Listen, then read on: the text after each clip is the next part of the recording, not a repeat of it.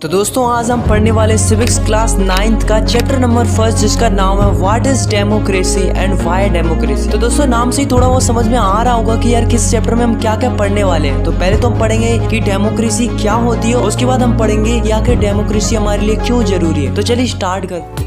Guys जैसा कि आप सभी जानते हैं कि इस दुनिया में कई सारे देश हैं और उन देशों को चलाने के लिए जरूरत होती है एक सरकार की, यानी कि एक गवर्नमेंट की। अब दोस्तों बात करते हैं गवर्नमेंट्स कितने टाइप्स की होती हैं। तो पहली होती है डेमोक्रेटिक गवर्नमेंट और दूसरी होती है नॉन डेमोक्रेटिक गवर्नमेंट। तो दोस्तों पहले हम बात करते हैं डेमोक्रेटिक गवर्नमेंट क्या होती है। तो दोस्तों ऐसी गवर्नमेंट जो कि जनता के द्वारा बनाई जाती है उन्हें हम क्या कहते हैं, डेमोक्रेटिक गवर्नमेंट। और दोस्तों जिस देश में डेमोक्रेटिक गवर्नमेंट होती है तो उस देश को हम क्या कहते हैं कि इस देश में क्या है, डेमोक्रेसी है। और अगर दोस्तों डेमोक्रेसी को सिंपल डेफिनेशन समझे तो democracy is the form of government which is the ruler are elected by the people. Simply democracy क्या है कि सिटीजन अपने रूलर्स का चुनाव स्वयं कर सकते हैं। अब बात करते हैं नॉन डेमोक्रेटिक गवर्नमेंट की। तो दोस्तों ऐसी गवर्नमेंट जो कि सिटीजन्स के अकॉर्डिंग नहीं बनाई जाती, मतलब जहां पर नॉन डेमोक्रेसी रहेगी वहां पर सिटीजन्स के पास कोई राइट्स नहीं होगा, कोई अधिकार नहीं होगा अपने रूलर्स और लीडर्स चुनने का। दोस्तों जैसे कि भारत के पास में ही एक देश है जिसका नाम है म्यांमार। अब दोस्तों इस देश में होता क्या था कि यहाँ पर आर्मी रूल करती थी और जो आर्मी को लीड करता था, मतलब जो आर्मी का भी लीडर था, उसे ही वहां का रूलर भी बना दिया।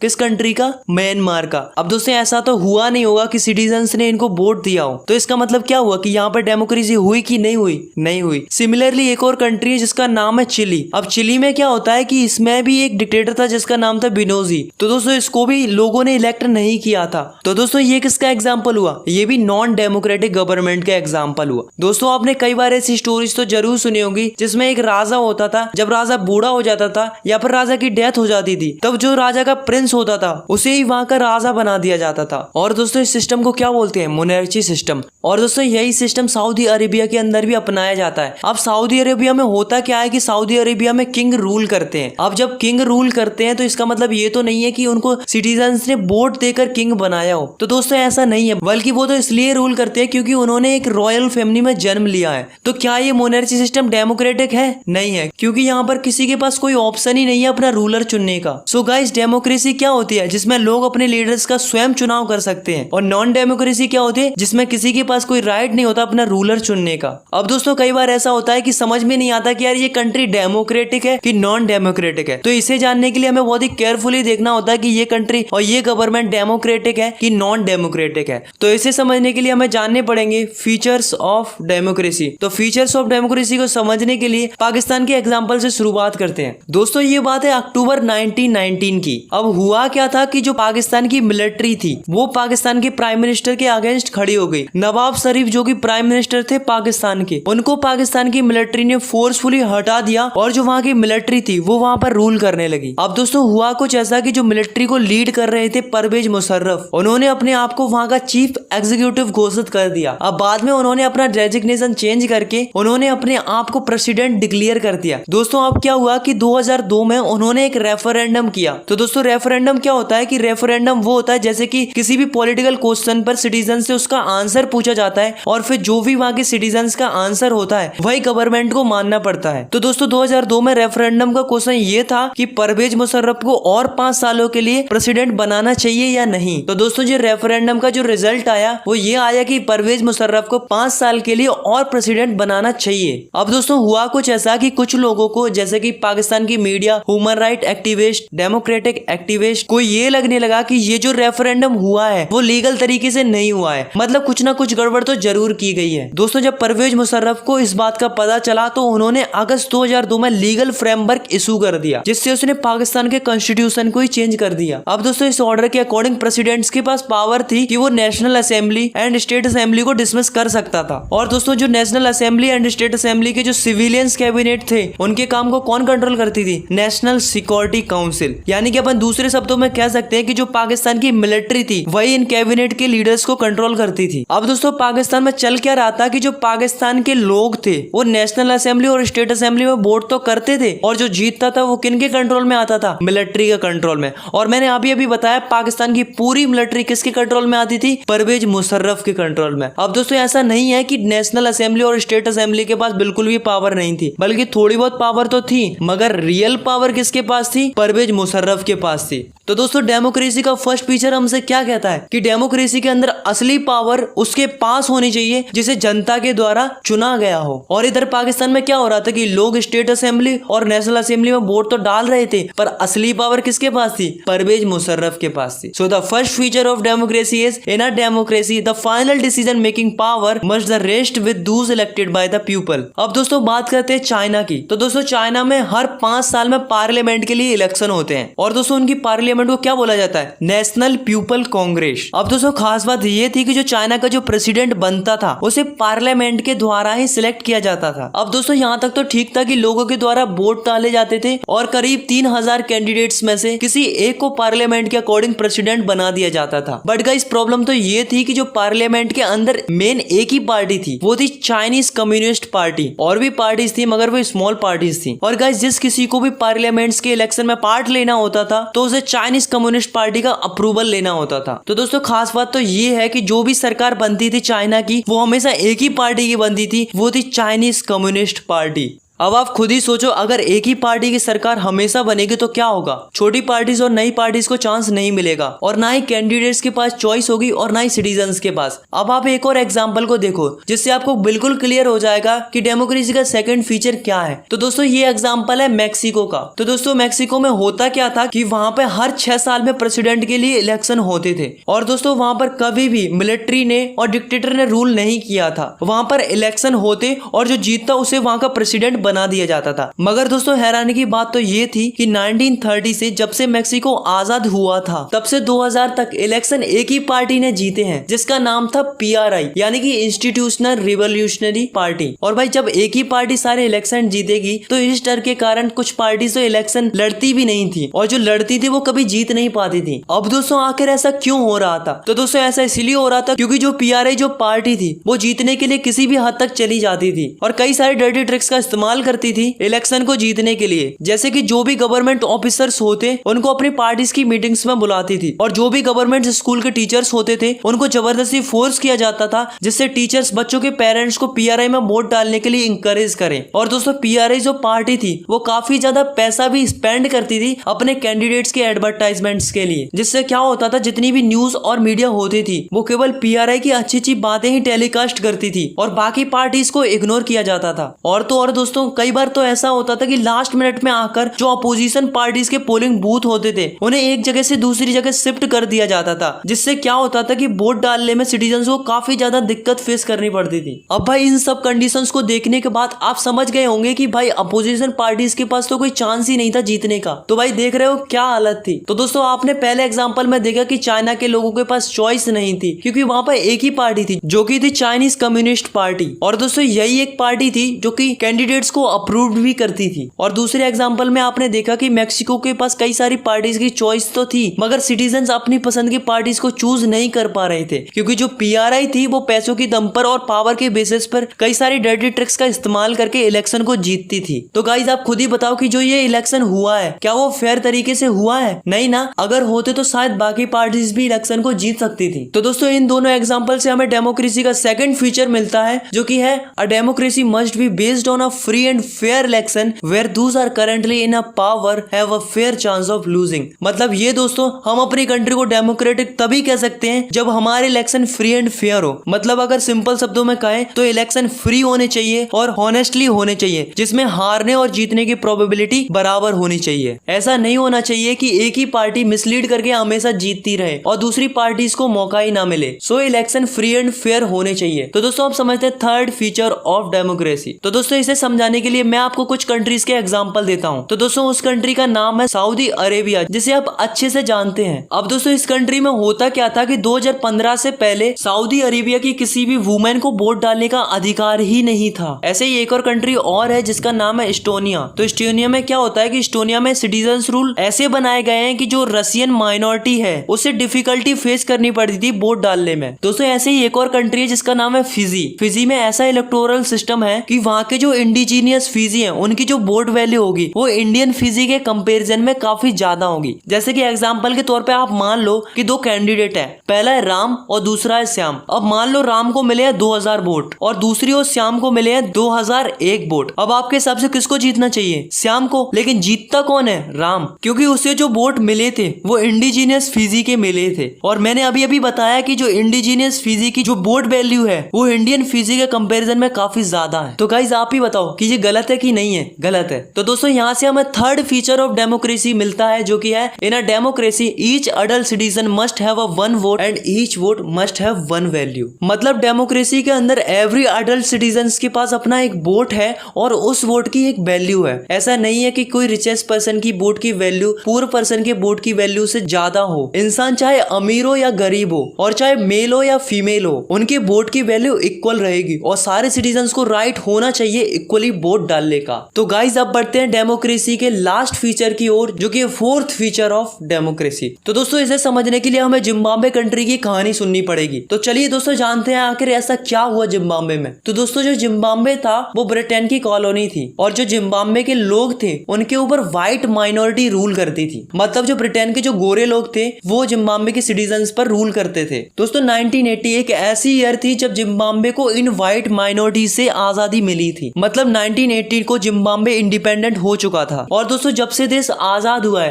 तब से एक ही पार्टी ने जिम्बाब्वे पर रूल किया है जिसका नाम है ZANU-PF। दोस्तों इस पार्टी ने जिम्बाब्वे की आजादी में अहम भूमिका निभाई थी। दोस्तों तब से ये देश आजाद हुआ है तब से एक ही लीडर रूल करता आ रहा है जिसका नाम है रॉबर्ट मुगाबे, जो कि काफी ज्यादा पॉपुलर था। लेकिन ये इलेक्शन को फेयर तरीके से नहीं लड़ता था बल्कि काफी सारी अनफेयर प्रैक्टिसेस का इस्तेमाल करता था इलेक्शन को जीतने के लिए। जैसे कि जो रॉबर्ट मुगाबे था उसने कई बार कॉन्स्टिट्यूशन में चेंजेस लाए क्योंकि वो चाहता था कि मेरे पास ज्यादा से ज्यादा पावर आ जाए। और दोस्तों जो अदर पार्टीज के कैंडिडेट्स होते थे उनको हरेस किया जाता था और दोस्तों उनकी जो मीटिंग्स होती थी उनको भी डिस्टर्ब किया जाता था। दोस्तों अगर सिटीजन्स गवर्नमेंट्स के अगेंस्ट खड़े होकर प्रोटेस्ट करें तो उसे भी इलीगल माना जाता था। और दोस्तों जितनी भी जिम्बाब्वे की न्यूज एंड मीडिया थी उसे भी जिम्बाब्वे की गवर्नमेंट ने कंट्रोल करके रखा था। अब जो भी न्यूज दिखाई जाती थी वो गवर्नमेंट के फेवर में ही आती थी और गवर्नमेंट जैसा चाहती थी वैसा ही होता था। और तो और दोस्तों अगर कोर्ट भी गवर्नमेंट के अगेंस्ट कोई जजमेंट देता था तो गवर्नमेंट उसे इग्नोर करती थी और जो जज होते थे उनके ऊपर भी प्रेशर डाला जाता था। मतलब जिम्बाब्वे में कोर्ट की कोई वैल्यू ही नहीं थी। पर भाई ऐसा कब तक चलता? फाइनली 2017 में रॉबर्ट मुगाबे को रिजाइन करवा दिया गया। तो दोस्तों इससे हमें क्या पता चलता है कि किसी भी लीडर का पॉपुलर होना डेमोक्रेसी नहीं है, बल्कि इलेक्शन के साथ साथ हमें ये भी देखना होगा कि इलेक्शन से पहले और बाद में कंट्री में क्या हो रहा है। दोस्तों इलेक्शन से पहले ये जरूरी है कि नॉर्मल पॉलिटिकल एक्टिविटी हो रही हो और अपोजिशन पार्टीज को भी बोलने का राइट हो और साथ में सिटीजन्स के बेसिक राइट्स को भी ध्यान में रखना चाहिए, जैसे कि प्रोटेस्ट करने का राइट, अपने ओपिनियन रखने का राइट्स, एसोसिएशन बनाने का राइट्स और कानून के आगे सब बराबर होने चाहिए। और दोस्तों कानून का पालन अच्छे से हो रहा है कि नहीं इसकी जिम्मेदारी किसकी होनी चाहिए? एक independent and well trained judiciary की, जिसकी बात सबको माननी चाहिए। सिमिलरली इलेक्शन के बाद जरूरी है कि भले ही किसी पॉलिटिकल पार्टी ने इलेक्शन को जीत लिया हो तो इसका मतलब ये नहीं है कि वो पार्टी अपनी मनमर्जी करेगी, बल्कि कुछ बेसिक चीजें होती हैं जिसके बारे में उनको सोचना पड़ता है। जैसे कि जो माइनॉरिटीज होती हैं उनके राइट्स होने चाहिए। ऐसा नहीं होना चाहिए कि कोई भी पॉलिटिकल लीडर अपनी मनमर्जी से कोई भी डिसीजन ले ले, बल्कि जो भी डिसीजन लिया जाएगा वो कई लीडर्स के साथ डिस्कस करके और कंडीशंस के हिसाब से लिया जाएगा। मतलब डिसीजन लेने से पहले प्रॉपर वे में कंसल्ट करके ही कोई पॉलिटिकल लीडर डिसीजन दे सकता है। तो दोस्तों इससे हमें डेमोक्रेसी का फोर्थ फीचर मिलता है जो कि है a democratic government rules within limit sets by constitutional law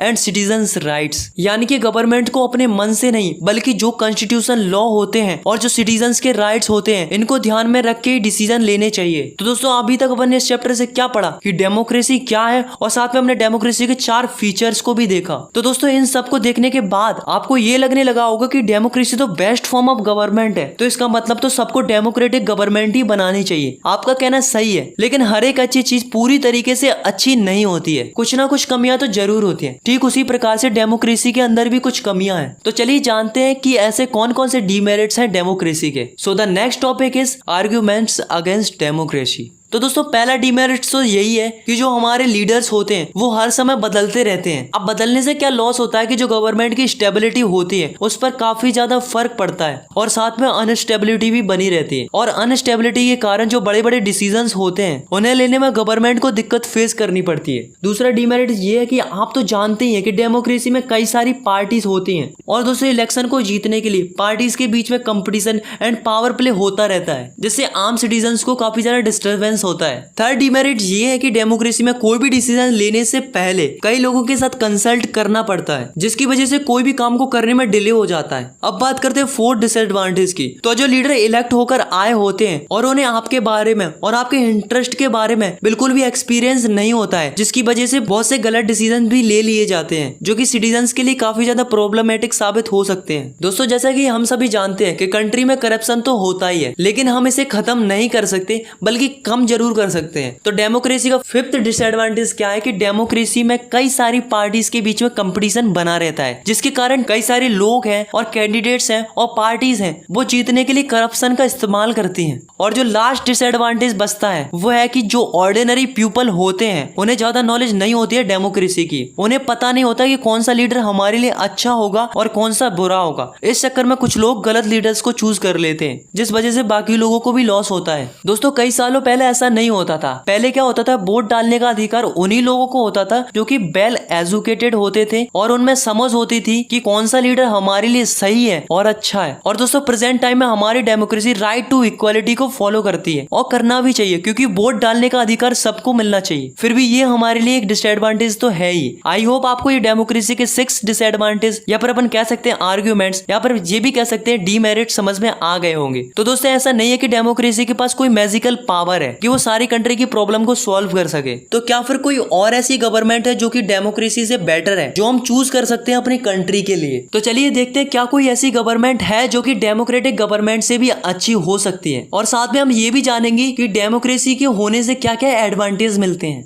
तो दोस्तों एक बार हुआ क्या कि चाइना में 1958 से लेकर 1961 तक एक ऐसा भयानक अकाल पड़ा जो कि एक वर्ल्ड रिकॉर्ड था। चाइना के लगभग 3 करोड़ लोग इस अकाल के दौरान मारे गए थे। और दूसरी ओर इंडिया की भी इकोनॉमिकल कंडीशन इतनी अच्छी नहीं थी कि वो भी इस अकाल का सामना कर सके, लेकिन इंडिया में ऐसी फेमाइन देखने को नहीं मिली। दोस्तों इकोनॉमिस्ट का कहना है कि जो ये फेमाइन टाइप्स की सिचुएशन अगर किसी कंट्रीज में आती है तो इसकी जिम्मेदार काफी ज्यादा गवर्नमेंट ही होती है। जैसे कि आप खुद ही देखो इंडिया में ऐसी कंडीशन देखने को क्यों नहीं मिली, क्योंकि इंडिया के पास डेमोक्रेसी थी और एक डेमोक्रेटिक कंट्री के ऊपर काफी ज्यादा प्रेशर होता है अपोजिशन पार्टीज का और मीडिया का, जिसकी वजह से इंडिया की गवर्नमेंट ने फूड सिक्योरिटी को टाइम पर रिस्पॉन्ड किया, जिस वजह से इंडिया को इस टाइप की सिचुएशन देखने को नहीं मिली। और दूसरी ओर चाइना में क्या हुआ कि चाइना में सिंगल पार्टी सिस्टम था। अगर वहां पर मल्टी पार्टी सिस्टम होता तो शायद ये अपोजिशन पार्टीज और मीडिया गवर्नमेंट को क्रिटिसाइड कर सकती थी, और शायद उनके प्रेशर के कारण चाइनीज गवर्नमेंट फूड सिक्योरिटी को इतनी लाइटली नहीं लेती और फूड सिक्योरिटी को टाइम पर रिस्पॉन्ड करती, जिससे क्या हो सकता था कि करोड़ों लोगों की जान बच सकती थी। तो ये एक पॉजिटिव एडवांटेज है डेमोक्रेसी का, that is a democratic government is a better government because it is the more accountable form of government. और दोस्तों एक और अच्छी बात है डेमोक्रेसी की, भले ही डिसीजन मेकिंग में टाइम लगता है क्योंकि इतने सारे लोगों से कंसल्ट करना होता है और सबकी बात सुनी जाती है, इसलिए जो भी प्रॉब्लम होती है उसके बारे में सब लोग डिस्कस करते हैं ताकि फाइनली एक अच्छा डिसीजन सिटीजन के लिए ले सके। It means democracy improve the quality of decision making. और इसी से हमें डेमोक्रेसी का थर्ड एडवांटेज मिलता है जो कि democracy provide the method to deals with the differences and conflicts. Guys एक बात तो हम सभी जानते हैं कि सोसाइटी में अलग अलग प्रकार के लोग रहते हैं और हम ये भी जानते हैं कि उनके ओपिनियन भी अलग अलग होते हैं, जिससे उन दोनों के बीच में कॉन्फ्लिक्ट होना आम बात है। अब मान लो कहीं ऐसा हो जाए कि जो पावरफुल है उसका ही ओपिनियन सुना जाएगा और जो कमजोर है उसका ओपिनियन नहीं सुना जाएगा, तो क्या होगा? तो ये होगा कि कोई हैप्पी नहीं रहेगा और ऐसा करने से लोग बहुत टाइम तक एक दूसरे के साथ नहीं रह पाएंगे। तो दोस्तों डेमोक्रेसी अच्छी है क्योंकि डेमोक्रेसी में कोई परमानेंट लूजर नहीं होता और ना ही कोई परमानेंट विनर होता है। यहाँ सब अपने अपने ओपिनियन रख सकते हैं और सबके ओपिनियन मैटर करते हैं। तो ये तो बात हुई गवर्नमेंट की और सोसाइटी की। तो दोस्तों सबसे ज्यादा जो फायदा होता है वो हम जैसे नॉर्मल पर्संस को ही होता है, मतलब जो नॉर्मल सोसाइटी में लोग रहते हैं उनको ही सबसे ज्यादा फायदा होता है। Because the democracy enhance the dignity of citizens. क्योंकि अगर हम पॉलिटिकल इक्वालिटी की बात करें तो जब हम अपना रूलर चुनते हैं तो सब इक्वल होते हैं, चाहे कोई जितना भी अमीर हो और चाहे वो कितना भी गरीब हो, और चाहे कोई जितना भी पढ़ा लिखा हो और चाहे कोई कितना भी अनपढ़ ही क्यों ना हो, सबके पास ताकत है अपना खुद से एक रूलर चुनने की। तो फाइनली हमें क्या पता चलता है, democracy is the better than other form of government because it allow us to correct its own mistakes. अच्छा आप ही बताओ, कोई भी कंट्री को रूल करने में मिस्टेक्स तो जरूर होंगी, चाहे वो कितनी अच्छी गवर्नमेंट ही क्यों ना हो, तो मिस्टेक्स तो गवर्नमेंट से होगी ही होगी। मगर डेमोक्रेसी की खास बात यह है कि डेमोक्रेसी में किसी भी गवर्नमेंट की मिस्टेक्स को छुपाया नहीं जा सकता है, क्योंकि डेमोक्रेसी में मीडिया के पास फ्रीडम होती है और साथ में अपोजिशन के लीडर्स भी खुल के गवर्नमेंट को क्रिटिसाइज कर सकते हैं। तो ऐसे में रूलर्स को अपना डिसीजन चेंज करना पड़ेगा, नहीं तो सिटीजंस रूलर को ही चेंज कर देंगे। अब अगर दोस्तों आप ये सब चीजें नॉन डेमोक्रेटिक गवर्नमेंट से एक्सपेक्ट कर रहे हो तो नॉन डेमोक्रेटिक कंट्री में ये सब चीजें तो पॉसिबल हो ही नहीं सकती। ऐसे में डेमोक्रेसी के पास हर एक समस्या का सॉल्यूशन होगा ऐसा पॉसिबल नहीं है। अगर हम डेमोक्रेसी को अदर फॉर्म ऑफ गवर्नमेंट से कंपेयर करें तो हमें पता चलता है कि हमारे लिए डेमोक्रेसी ही बेस्ट है। So is the democracy is the best form of government. So guys हमें इस बात के लिए प्राउड फील करना चाहिए कि हमारी जो इंडिया है वो एक डेमोक्रेटिक कंट्री है। आई होप आपको ये चैप्टर समझ में आ गया होगा।